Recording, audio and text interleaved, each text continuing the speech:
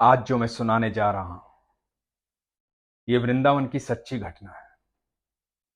इसे आंखें बंद करके सुनिएगा ताकि आपको ठाकुर जी के साक्षात दर्शन हो। हरे कृष्ण दोस्तों, मैं हूं अनुज शर्मा। बात बहुत साल पहले की है। चांदनी रात थी। मंदिर के द्वार बंद हो गए थे। धीरे धीरे बाजार भी बंद होने लगा। चारों तरफ चांद की चांदनी छाई हुई थी।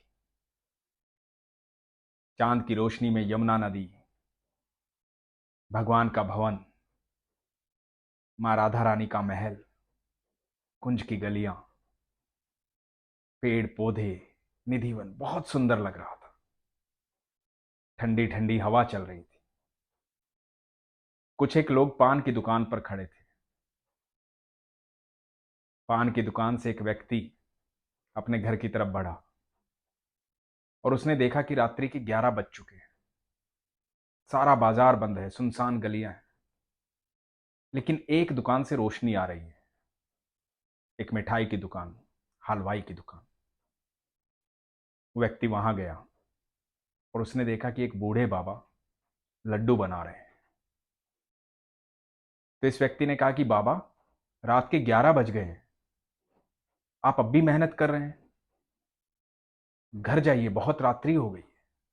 बाबा ने हंसते हुए कहा कि बेटा, पापी पेट का सवाल है, काम तो करना ही पड़ेगा। सुबह किसी का ऑर्डर है, इसलिए लड्डू बना रहा हूं। तो इस व्यक्ति ने हरे कृष्ण बोला, राधे राधे बोला और चला गया। बाबा लड्डू बनाने में व्यस्त हो गए। लड्डू बना रहे थे, थोड़े से और बाकी थे बनाने। सहसा ध्यान आया उनको कि आज लड्डू बनाने में इतना व्यस्त हो गया, काम का इतना बोझ हो गया कि रोज मंदिर बंद होने से पहले ठाकुर जी के दर्शन करने जाता था, आज तो मैं वहां भी नहीं गया। और आंखें बंद की और मन ही मन ठाकुर जी के दर्शन किए, बिहारी जी के दर्शन किए। बिहारी जी को देखने लगे, क्षमा मांगी बिहारी जी से कि बिहारी जी आज आ नहीं पाया आपके पास। और जैसे ही आंखें खोली, सामने एक 10 साल का सुंदर सा बच्चा खड़ा है। अद्भुत तेज है उसके चेहरे पर। सांवला सा बच्चा है, खूबसूरत बच्चा, अलग ही आभा है। बाबा देखकर स्तब्ध रह गए कि इतनी रात्रि में ये बच्चा कहां से आया। तो बच्चा बोलता है, बाबा बहुत भूख लगी है, लड्डू खाने का मन है, लड्डू दे दो। तो बाबा देखते रहे उसे। तो बच्चे ने कहा कि बाबा, ये मेरा कंगन ले लो, मुझे लड्डू दे दो। बाबा ने देखा कि बच्चा अपना कंगन दे रहा है, लड्डू मांग रहा है। तो बाबा ने कहा कि बेटा कोई बात नहीं, तुझे लड्डू खाना है तो लड्डू ले ले, मुझे कंगन नहीं चाहिए। तुझे और भी कुछ खाना है मेरी दुकान से तो ले ले, मुझे कुछ नहीं चाहिए, ले ले बेटा। और बच्चे ने कहा कि नहीं बाबा, आप कंगन लोगे तभी मैं लड्डू लूंगा, आप कंगन नहीं लोगे तो लड्डू नहीं लूंगा, फिर मैं भूखा चला जाऊंगा, मुझे बहुत जोर से भूख लगी है।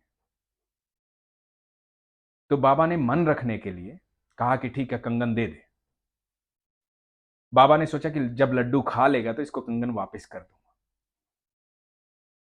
बच्चे ने कंगन दिया, बाबा ने दोनों हाथों में लड्डू दे दिए। बाबा इधर कंगन लेके रखने लगे और जैसे ही उधर देखा जहां बच्चा खड़ा था, वहां बच्चा नहीं था। बाबा को लगा कि लड्डू लेकर बच्चा भाग गया, भूखा था। और बाबा ने अपना सारा काम पूरा किया, दुकान बढ़ाई और घर की तरफ जाने लगे। बस एक बात सोच रहे थे कि बच्चा बहुत सुंदर था और संस्कार कितने नेक थे, मुफ्त में नहीं लेना चाहता था। चाहता था कि खाना है लेकिन कंगन ले लो तब खाऊंगा। पर बहुत रईस परिवार का बच्चा लग रहा था, अमीर परिवार का बच्चा था। फिर बाबा सोचने लगे कि इतने अमीर परिवार का बच्चा था तो भूखा कैसे था और अकेला क्यों आया यहां? कहीं माता पिता से नाराज तो नहीं था? और माता पिता को ध्यान रखना चाहिए, रात्रि बहुत हो गई है। ये सोचते सोचते घर पहुंचे, बिस्तर पर लेट गए, लेकिन दिमाग से वो छवि नहीं हट रही थी उस बच्चे की। वो खूबसूरत बच्चा बार बार याद आ रहा था। मन कर रहा था कि उसे दोबारा से देखूं।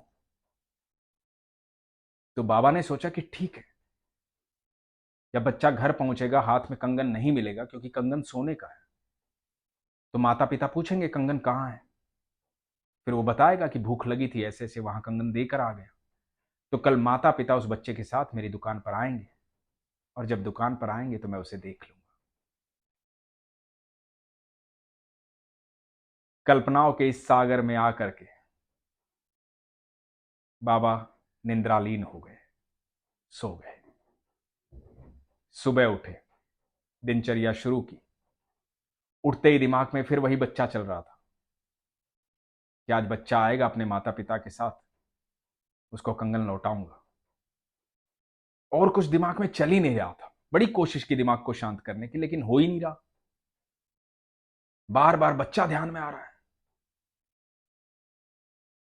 दुकान पर पहुंचे, दुकान खोली, अपना पूजा पाठ किया, सारा काम किया, दुकान पर बैठ गए। सोचे जा रहे हैं कौन था बच्चा, आया नहीं अभी तक।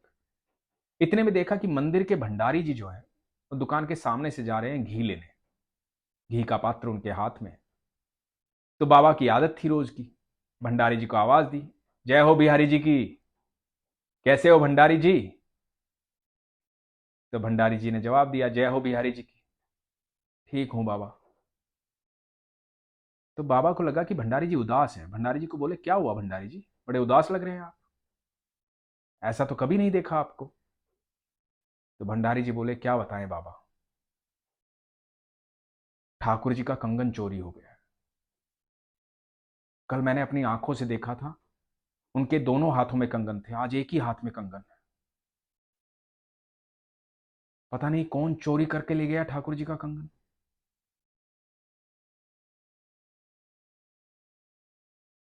और ये बात इधर भंडारी जी कह रहे थे, और इधर बाबा जो है वो एकदम स्थिर हो गए। तो भंडारी जी ने देखा कि ये क्या हुआ। बाबा के चेहरे पे पसीना ही पसीना, होठ कांप रहे हैं, बोलना चाह रहे हैं, बोल नहीं पा रहे हैं, शरीर कांप रहा है। बाबा को एहसास हो चुका था कि ठाकुर जी से मिल चुके हैं। ठाकुर जी आए थे अर्धरात्रि में, लेकिन कैसे बोले? ठाकुर जी को देखने के बाद जुबान कहां रह जाती है आदमी के मुंह में।